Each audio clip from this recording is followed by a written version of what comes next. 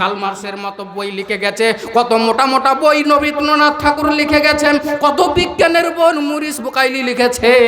সমস্ত বিজ্ঞানের বইগুলোকে ছেড়ে দিয়ে মহা থিওরি আল কোরআনের ছাত্র আমরা হয়েছিলাম, সহিহ হাদিসের অনুসারী আমরা হয়েছিলাম, যার কারণে আল্লাহ পাক রব্বুল আলামিন আমাদেরকে এই সম্মানে সম্মানিত করেছেন। নারে তাকবীর। মা গো তোমার একটি ছেলে মাদ্রাসাতে দিও, এই পৃথিবীর বুকে মাগো জান্নাত কিনে নিও।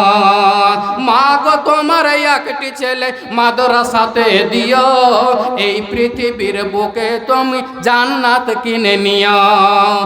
একটি হরফ পড়লে মাগো 10টি নেকি হয়, পিতা মাতার আমল নামায় কিছু জমা হয়। একটি হরফ পড়লে মাগো 10টি নেকি হয়, পিতা মাতার আমল নামায় কিছু জমা হয়। এর চেয়ে কি আছে ভালো একটু খুঁজে নিও, এই পৃথিবীর বুকে তুমি জান্নাত কিনে নিও। মা গো তোমার একটি ছেলে মাদ্রাসাতে দিও, এই পৃথিবীর বুকে তুমি জান্নাত কিনে নিও। রোজ নামাজে দুহাত তুলে চোখের পানি ফেলে, রব্বির হামহুমা বলে কাঁদবে তোমার ছেলে। রোজ নামাজে দুহাত তুলে চোখের পানি ফেলে, রব্বির হামহুমা বলে কাঁদবে তোমার ছেলে। এই দুয়াটি প্রভুর কাছে কত যে প্রিয়, এই পৃথিবীর বুকে মাগো তুমি জান্নাত কিনে নিও। মাগো তোমার একটি ছেলে মাদ্রাসাতে দিও, এই পৃথিবীর বুকে তুমি জান্নাত কিনে নিও। বলছিলাম একটা ছেলেকে আলেম কোরআনের হাফিজ কোরআনের মানে আলেম করতে গেলে আপনার দুনিয়াতে লাভ কি আখেরাতে লাভ কি, তো দেখালাম একটা ছোট্ট করে। দুনিয়াতে আপনার লাভ কি, দুনিয়াতে যদি নিজের ছেলে যদি আপনার বাপের বেটা যদি আপনার জানাজা না পড়ায় তো অপরের মতন পিঠ চুলকা হবে। যে এইটাই আবার কেমন কথা, পিঠ চুলকা? ধরেন আপনার পিঠ চুলকাইছে, আমারই পিঠ চুলকাইছে ধরেন, তো পিঠ চুলকাইছে তো এমন পজিশনে চুলকাইছে যে ওখানে আমার হাত যায় না, আপনার হাত যায় না। তা আপনার স্ত্রীকে বলছেন যে হারে সোহাগীর মা আর পিঠখানটা চুলকে দে, তো ওখানে হাত দেয় না। তা আপনার স্ত্রী আছে আপনার পিঠ চুলকাইছে একদম মিডিল স্থানে যেখানে হাত জুটে না, তা খাড়াই গোয়ার দানে চুলকাইছে, খাড়াই এই পাখনাতে চলে যায় এদিকে এদিকে এদিকে, ফের নিচে চলে গেছে, আর একটু ওপরে ওপরে। আচ্ছা বলেন তো জি ভরবে বালা? জি ভরবে না যতক্ষণ নিজে হান্ডে করে না জুত মতন চুলকাবেন, জি ভরবে না। তো যেমন অপরের পিঠ চুলকাতে আপনার জি ভরবে না, তো আপনার জানাজা যেদিন অপর আলেমে পড়াবে জানাজা তো হয়ে যাবে, কিন্তু আপনার ওই রকম জি ভরা জানাজা হবে না, হবে পিঠ চুলকার মতো। তোমার জানাজাতে ইমাম হবে তোমার ছেলে, মনের কথা প্রভুর কাছে বলবে হৃদয় খুলে। এখন যদি আমি অন্য জনের বাপের যদি জানাজা পড়াতে যাই, আমার মুখ থেকে ওই দোয়াগুলি আসবে যেই দোয়াগুলি আমার বাপের জানাজাতে পড়াতে জানাজা পড়াবো, ওই দোয়াটি অপর বাপের জানাজা পড়াতে গেলে ওই দোয়াটি পড়বো। কিন্তু বলেন তো বিচার করে যে আমি অন্য লোকের বাপের জানাজাতে যেমনভাবে যেই মন মানসিকতা নিয়ে, যেই বিবেক নিয়ে, যেই অন্তঃকরণ নিয়ে জানাজাটা পড়বো, বলেন তো ওর চাইতে ভালো করে জানাজা হৃদয় দিয়ে আল্লাহকে নিজের বাপের জানাজাটা ভালো হবে কিনা? ও অবশ্যই হবে। তাই তোমার জানাজাতে তোমার ইমাম হবে তোমার ছেলে, মনের কথা প্রভুর কাছে বলবে হৃদয় খুলে। এই সুযোগটা তোমার বেলায় হতে তুমি দিও, এই পৃথিবীর বুকে মাগো তুমি জান্নাত কিনে নিও। মাগো তুমি তোমার ছেলে মাদ্রাসাতে দিও, এই পৃথিবীর বুকে মাগো জান্নাত কিনে নিও। নারে তাকবীর। ইহকালেও লাভ, পরকালেও লাভ। আল্লাহ পাক রব্বুল আলামিন এই মানুষকে ওই সমস্ত কথাই বলছেন, হে মানুষেরা তোমরা কোরআনের ছাত্র হয়ে যাও, হাদিসের ছাত্র হয়ে যাও। অতএব আমরা দেখি তো আল্লাহ যত আমাদেরকে আগ্রহ করে প্রিয় তোমার ভালোবাসা করে ডেকেছেন, আমরা ততই দূরে সরে যাচ্ছি। সপ্তাহে সপ্তাহে জুমার খুতবা, কত আলোচনা, কত ওয়াজ, কত নসিহত, কত পাড়া গ্রামে এলাকাতে এলাকাতে জালসা, কিন্তু আমরা নামাজি মুসাল্লি আমরা খুঁজে পাচ্ছি না। আমরা কওমে মুসা বানি ইসরাইলের মতো যেন আমরা হয়ে গেছি। মুসা আলাইহিস সালাম এবং নূহ আলাইহিস সালাম তার উম্মতেরাকে যত আল্লাহর দিকে ডেকেছিলেন, তাওহীদের দিকে, একত্ববাদের দিকে দাওয়াত দিয়েছিলেন, আল্লাহ পাকের দাওয়াত, আল্লাহ পাকের সেই বাণী তারা না শুনে তারা আরো নবীগণকে তিরস্কার করেছিল, ভৎসনা দিয়েছিল, আর দিয়ে তারা দূরে সরে যেত। ভাইজান আমার মা বোনেরা, আল্লাহ পাক রব্বুল আলামিন বলছেন, আমি বানি ইসরাইলকে কতগুলো নিয়ামত দিয়েছিলাম তোমরা দেখবা। আল্লাহ বলছেন, ইয়া বানি ইসরাইল আযকুরু নি'মাতি আল্লাতী আন'আমতু আলাইকুম ওয়া আন্নী ফাজ্জালতুকুম আলাল আলামিন।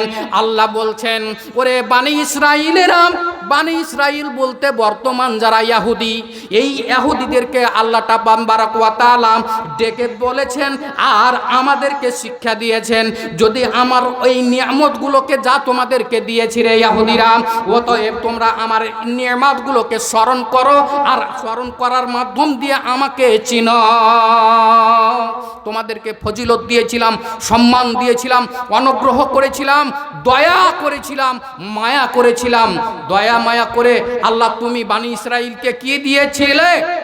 আল্লাহ পাক রব্বুল আলামিন বলছেন, কি দিয়েছিলাম তোমরা দেখো তো, তোমাদেরকে আমি আসমানি খাবার দিয়েছিলাম। আমরা এই ঘটনা শুনে আসছি। আল্লাহ পাক রব্বুল আলামিন বানি ইসরাইলকে মান্না এবং সালোয়া দুটি আসমানি খাবার বলতে জান্নাতি খাবার তাদেরকে দেওয়া হয়েছিল। সূরাতুল বাকারাতে আল্লাহ লম্বা করে আলোচনা করেছেন।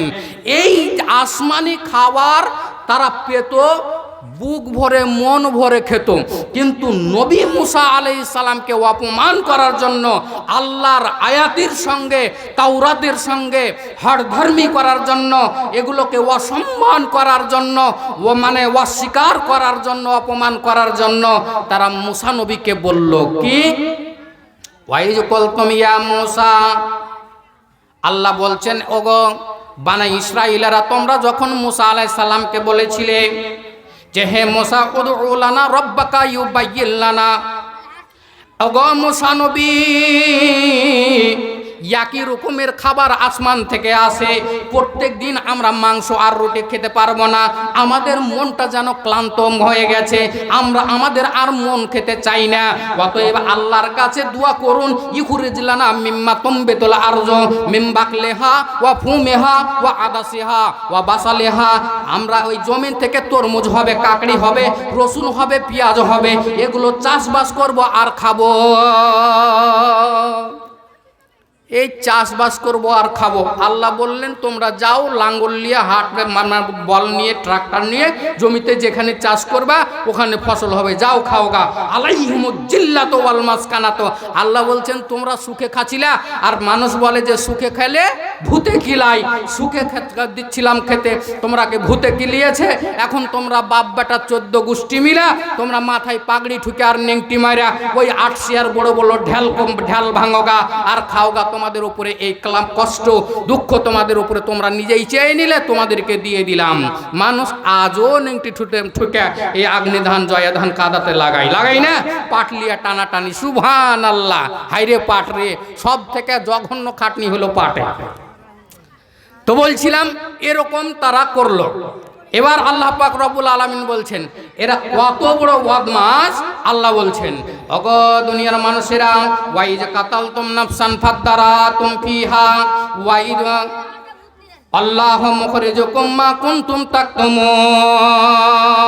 আল্লাহ বলছেন, ওই বানি ইসরাইলের মধ্যে একটা ঘটনা ঘটেছিল। তাফসীর ইবনে কাসিরের 5ম খণ্ডে, 4th খণ্ডে এই ব্যাখ্যাটা এনেছেন ইমাদউদ্দিন ইবনে কাসির রাহমাতুল্লাহ আলাইহি। কি আয়াতের তর্জমাটা হলো যে যখন তোমরা হত্যা করেছিলে আর ওই হত্যার ষড়যন্ত্র খুনিকে ধাপা চাপা দিয়ে লুকিয়ে ছুপিয়ে রাখার চেষ্টা করেছিলে, ওয়াল্লাহু মুখরিজুম মা কুনতুম তাকতুমুন, কিন্তু আল্লাহ প্রকৃত বিষয়টাকে তা উন্মোচন করে দিয়েছিলেন, প্রকাশ করে দিয়েছিলেন। ভাইজান আপনাকে একটা কথা বলি, এই যে এখানে ফাঁকা হয়ে আছে, একটু আগিয়ে আসুন তো, দেখে ভালো লাগে না, দূরে হয়ে গেছেন অনেক, আসেন তো। আজরাইল খাই না ঘুষ, শোনো রে ও মানুষ, আজরাইল খাই না ঘুষ, শোনো রে ও মানুষ, কি হবে কালো টাকার পাহাড় গড়িয়া, আইসো খালি যাইবা খালি এক টুকরা কাপড় লইয়া, আইসো খালি যাইবা খালি 3 টুকরা কাপড় লইয়া, আজরাইল খাই না ঘুষ, শোনো রে ও মানুষ। আসেন না ভাইজান, আসেন বাবজিরা আমার, একটু আগে আসেন, চলে আসেন। ওই যে পিছনে যারা পড়ে আছেন, আরে সব সময় আগা কাতারে থাকেন, আগা কাতারে, এই মুসলমান পিছুয়া হয়ে গেল কেন হে? সব জায়গাতে পিছুয়া। মোহাম্মদ শামির বল দেখনি তো, দেখেননি আপনারা? ও হুড়িয়ে দিলে ক্রিকেটে উইকেটেও খালি। যদিও হারাম কি হালাল সেটা দূরে থাক, ফতোয়া ক্রিকেট খেলা, কিন্তু মুসলমান বলে মোহাম্মদ শামিকে প্রথম চ্যালেঞ্জ দেওয়া এই ওয়ার্ল্ড কাপে দেওয়া হয়নি। হার্দিক পান্ডিয়ার পা যখন ভাঙলো তখন মোহাম্মদ শামি চান্স পেল, আর আইসে 3টা ম্যাচে 23 উইকেট একদম একদিনই। সেদিন সাউথ আফ্রিকার সাথে সম্ভবত 7 উইকেট, নিউজিল্যান্ডের সাথে 7 উইকেট উড়িয়ে দিয়েছে। আরে গরুর মাংসের পাওয়ারই আলাদা, বুঝেন নাই? আমাদের ওখানে মানিকনগরে একটা বক্তা ছিল আবুল হাসান চতুর্বেদী, তিনি বলেছিলেন যে মুসলমান হওয়ার পরে যখন জালসার মাহফিলের পাশে দিয়ে যাচ্ছিলাম, ওরে সুবহানাল্লাহ, গরুর মাংসর সেন শুনে আমার আর ধৈর্য ধরতে ইচ্ছা করে না। পৃথিবীতে যত কিছু যান, যতই কাউকে মা বলুন, নিজের মায়ের মতো মা হয় না।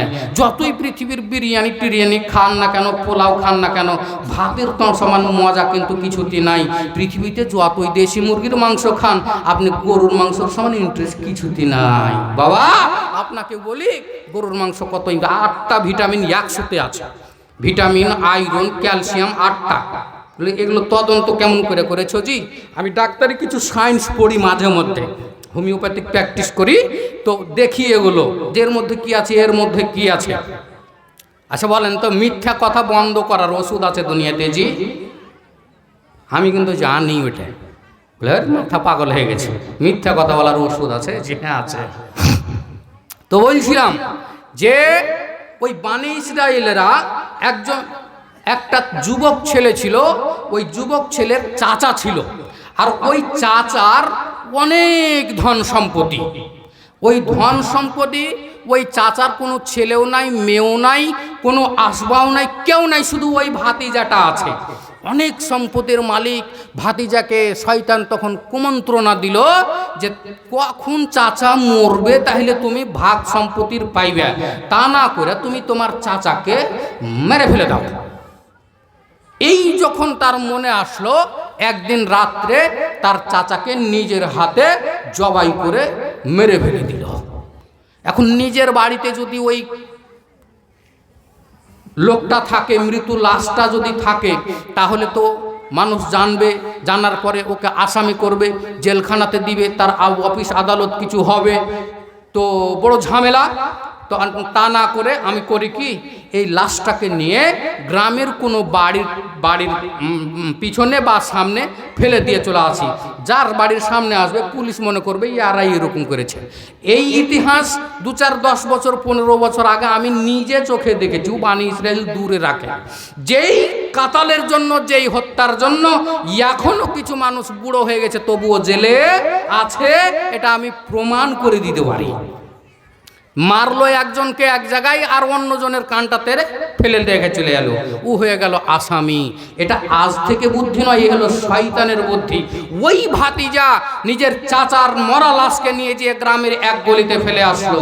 ভান করে যখন ফজর হলো, তখন নিজেই বাড়ি বেরিয়ে সবকে চিৎকার করে বলতে লাগলো, হাই হাই, সারা রাত্রি আমার চাচা নাই, আমার চাচা জান কোথায় চলে গেছে, এত ধন সম্পদের মালিক হয়তো হয়তো কেউ লেবে পড়ে আমার চাচাকে হত্যা করেছে, আসলে হত্যাকারী কিন্তু ওই ধরা পড়বে না, চোরের মার গলা বড় বলে না মায়ালক, ওই রকম ও নিজেই প্রকাশ করছে, এলান করছে আমার চাচা কই হলো, আমার চাচাকে কে মেরে ফেলে দিয়েছে নাকি। খুঁজতে খুঁজতে মানুষ এদিকে খুঁজছে, আস্তে আস্তে ওই দিকে গ্রামের দিকে হেঁটে যেয়ে দেখছে যে অমুক লোকের আব্দুল নাম ফের মিলে যাবে, তখন ফের আমাকে দোষ দিয়েন না, জায়গা কোনো একটা বাড়িতে পড়ে আছে।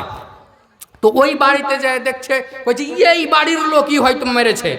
এবার এই লোকটাকে দোষী করবে, বাড়িওয়ালাকে দোষী করবে, খুনি বলে সাব্যস্ত করবে, কিন্তু কেউ তো দেখেনি এর সাক্ষী কে দেবে।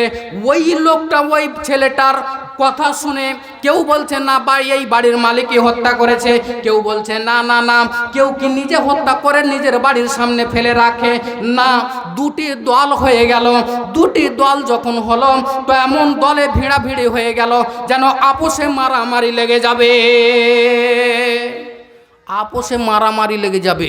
তো গ্রামের এলাকার কিছু মডল মাতাব্বর থাকে না, ওরা বলছে আরে তোরা মারামারি করিস না, চল তো এখন তো আমাদের তৃণমূলের পার্টি আছে পশ্চিমবঙ্গে, হ্যাঁ সিটে চল, তৃণমূলের প্রধানও আছে, চল যায় ওখানে বিচারটা দিই, বিচার ও কী করে দিছে দেখছি।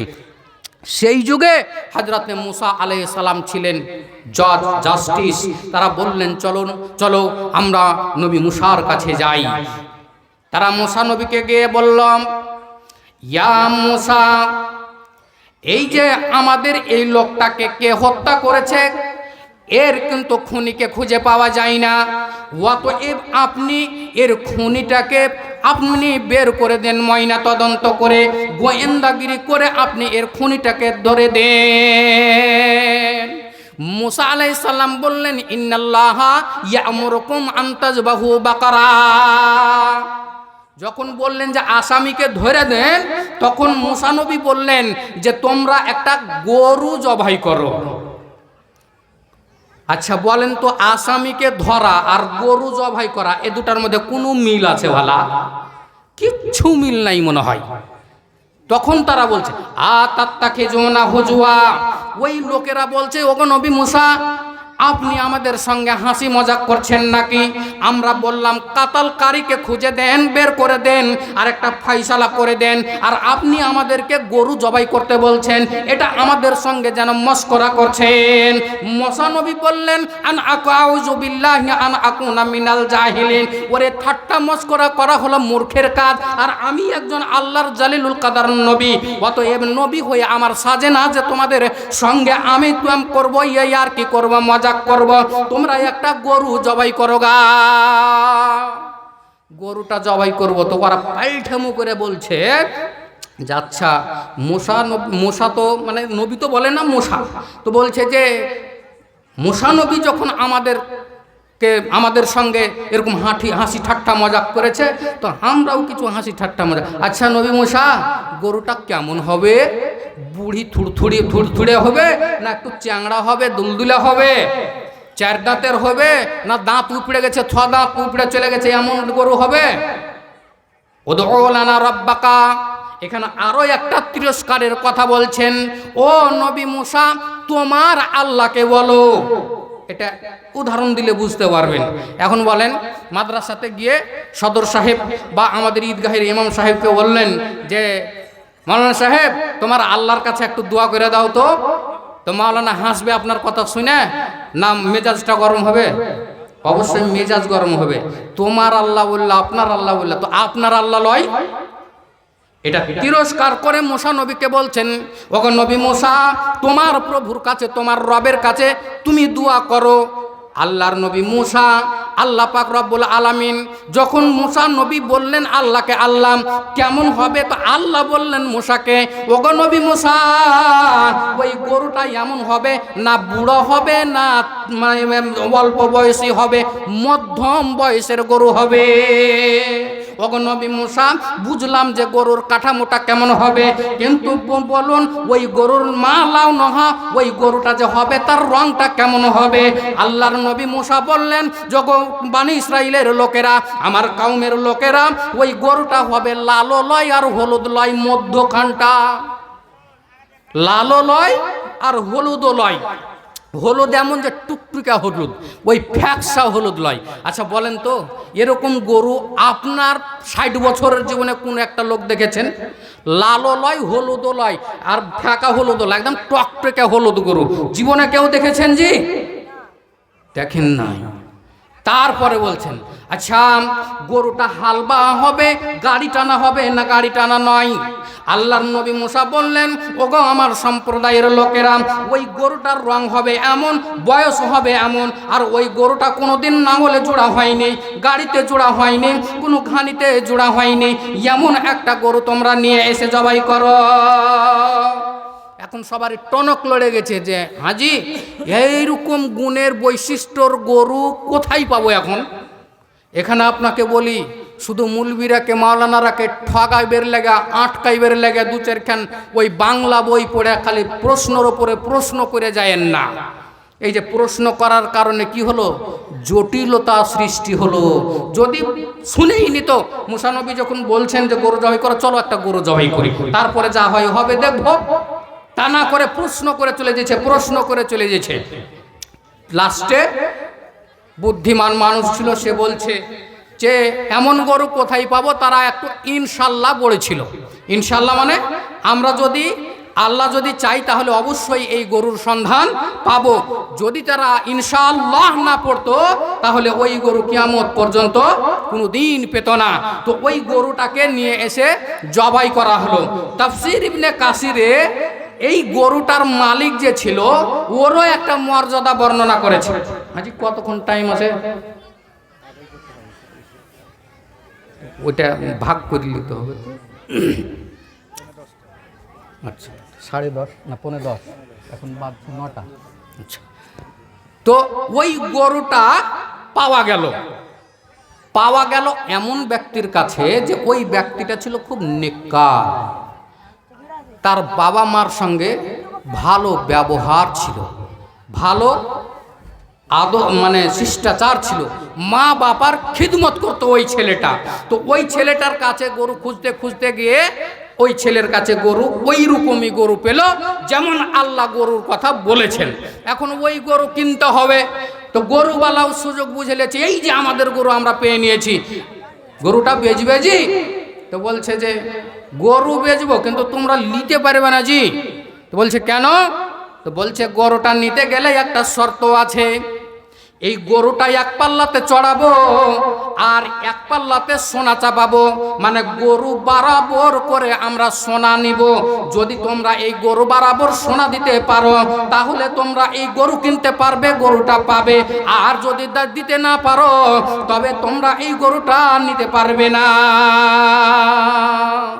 আশ্চর্য কথা জি, একটা গরু যদি 1.5 কুইন্টালের হয় তো 1.5 কুইন্টাল সোনা এইখানে আছে, এমন শর্ত লাগাইলে যে এদের মাথার মিটার একদম 24,000 ভোল্টে বন বন করে ঘুরে উঠেছে। এত সোনা পাবো কোথায়? যাই হোক, সে ছিল সৌদির মক্কা নগরী, মদিনার নগরী, সেই যুগে ছিল, আজও আছে, সেটা হলো স্বর্ণের জগৎ। ওই জগতে সোনা কোনোরকমভাবে তাদেরকে আল্লাহ মানুষকে শিক্ষা দেওয়ার জন্য জোগাড় করে দিলেন। আর ওই গরুর পরিমাণ, কেউ বলেছেন তাফসীর করতে গিয়ে যে গরুটাকে খালিয়ে তার চামড়াতে যতখানি সোনা আটবে ততখানি, অত পরিমাণ সোনা। যাই বা হোক, আচ্ছা আচ্ছা ঠিক আছে। ওটা কাম জ্বালাইয়া গেল সংসারে আগুন নিমাইয়া গেল না, টাকা জ্বালাইয়া গেল সমাজে আগুন নিমাইয়া গেল না। বেশি বেশি টাকা যদি করতে পারো কামাই, শ্বশুর শাশুড়ির কাছে তুমি ভালো জামাই, টাকা পয়সা কামাই করে দাও যদি ঢেলে, বাতম পিতা মাতার কাছে তুমি ভালো একটা ছেলে। নাই এরকম? তো মা বোনকে বলছি, আপনারা ওই যে পিছনে মা বোনেরা আমার দাঁড়িয়ে আছে, এই আগাদিক খালি আছে, আপনারা একটু আগে চলে আসেন তো, দয়া করে একটু উঠে উঠে একটু আগে আসেন। আপনাদের দিনী বোনেরা পিছনে এসে দাঁড়িয়ে আছে, তাদেরও একটু বসার সুযোগ করে দিন।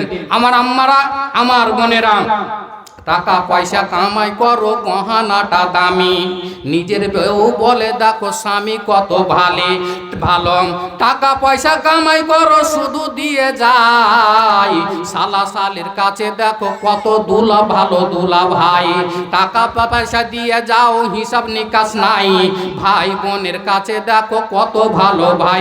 আরে টাকা জ্বালাইয়া গেলে সংসারে আগুন নিমাইয়া গেলা না, টাকা জ্বালাইয়া গেলা সংসারে আগুন নিমাইয়া গেলা না।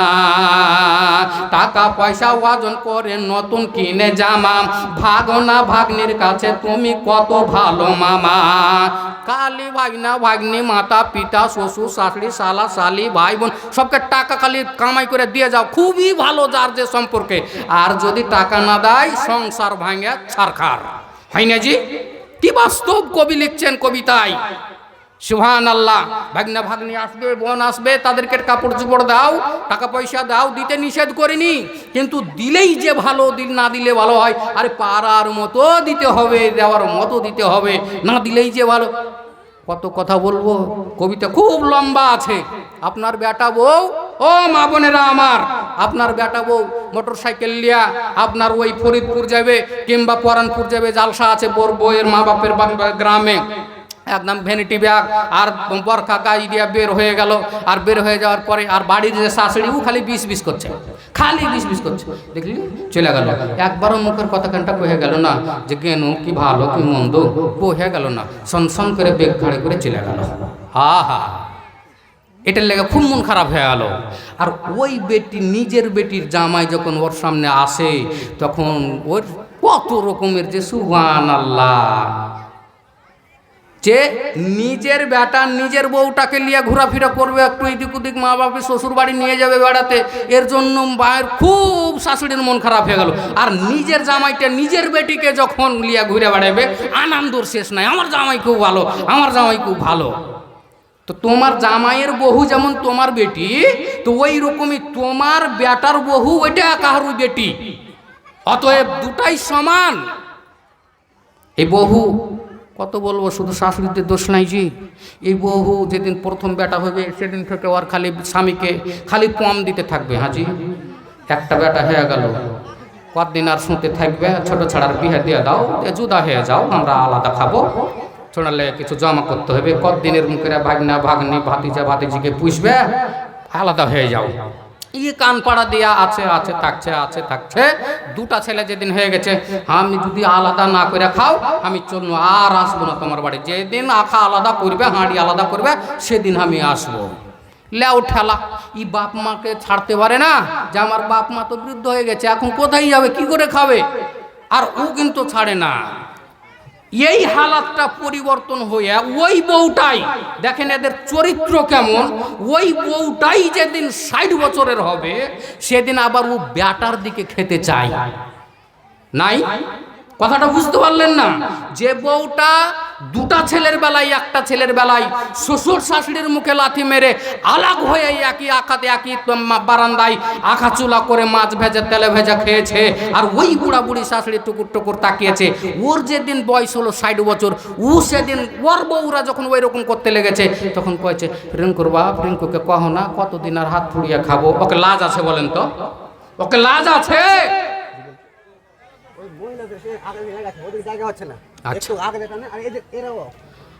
নারী পুরুষ উভয়কে আমি বলছি যে আপনারা একটু আগিয়ে আসেন ভাইজান। রাত হয়েছে, মানুষ এখন কাজ কাম সেরে, যেমন নারী যেমন পুরুষ সবাই কাজ কাম সেরে এই জালসা মাহফিলে আসছে, জায়গা সংকীর্ণ, অতএব আপনারা একটু হেল্প করেন। মা বোনেরা একটু করে আগিয়ে আসেন। মা বোন, আপনাদের জান্নাতে জায়গা বাড়ানো হবে ইনশাআল্লাহ, মাশাআল্লাহ। আপনারা আগে আসুন তো। নারে তাকবীর। আজি একটু কহিলেন আজি। আচ্ছা বলেন তো, আল্লাহর নবী মুহাম্মদুর রাসূলুল্লাহ সাল্লাল্লাহু আলাইহি ওয়াসাল্লাম বলেছেন, যারা মাজলিসে জায়গা প্রশস্ত করে তাদের জন্য জান্নাতের জায়গা প্রশস্ত করে দেওয়া হয়। আপনার বলুন তো,